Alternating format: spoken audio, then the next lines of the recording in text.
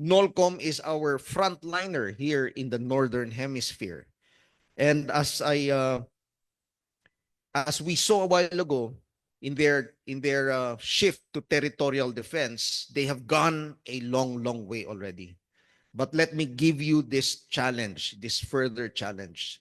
Do not be content with securing just the Northern Hemisphere up to Mavulis Island.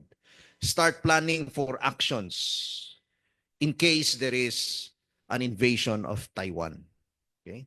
So extend na natin yung sphere of operations natin. Because if something happens to Taiwan, inevitably we will be involved.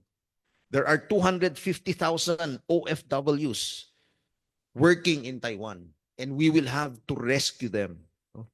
And it will be the task of Northern Luzon Command to be at the front line of that operation.